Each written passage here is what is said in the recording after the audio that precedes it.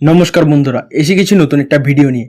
আর আজকের ম্যাচে যদি দিল্লি 49 রানের মধ্যে আউট হয়ে যেত তাহলে দিল্লির থেকে কেকেআর ফ্যানেদের বেশি দুঃখ হতো। কিন্তু শেষমেশ পোরেল, মিলার এবং কাইল জেমিসনের অনুদানে 49 রান পার করলো দিল্লি।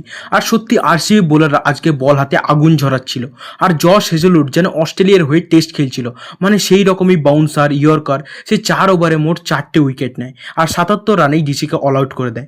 তার পাশাপাশি ভুবনেশ্বর কুমারও আজকে বল হাতে ভালো করলো, সে 3টে উইকেট নেয়। ওভারঅল দেখলে আরসিবির পুরো বোলিং ইউনিট আজকে দিল্লিকে একদম চেপে দেয়। তুমি যদি দিল্লির টিম দেখো, অন পেপার হয়তো সব থেকে ব্যালেন্স, যেখানে ইন্টারন্যাশনাল বলো বা ভালো ডোমেস্টিক প্লেয়ারের কোনো অভাব নেই। কিন্তু রাহুল আজকে একটা ভুল করলো, যেখানে ভুবনেশ্বর কুমার প্রথম ওভার করতে চলেছে, সেখানে প্রথম ওভার নিজে স্ট্রাইক না নিয়ে সাহিল প্রকাশকে দেয়, যে নিজে এই ম্যাচে তার ডেবিউ করছিল। কিন্তু তার ইনিংসে দ্বিতীয় বলেই পুরো স্টাম্প উপড়ে দেয় ভবি।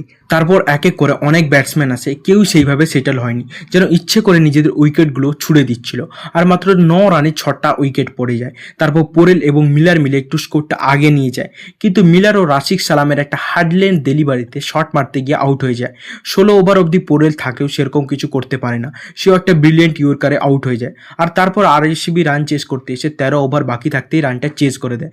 বিশেষ করে দেবদূত পাডিক্কল জবে থেকে আরসিবিতে এসেছে খুব ভালো করছে, প্রত্যেক ম্যাচেই পাওয়ার পেতে তার স্ট্রাইক রেট 250 কিংবা 250-র বেশি থাকে, যেটা আজকেও এই সহজ রান চেজে সে মেনটেন করলো। আর আইপিএল ইতিহাসে সব থেকে ফাস্টেস্ট রান চেজ করে দেখালো। আজকের এই ম্যাচটা তোমাদের কেমন লাগলো কমেন্টে লিখে জানাও। আর আজকের ভিডিওটা এখানেই শেষ করলাম, ধন্যবাদ।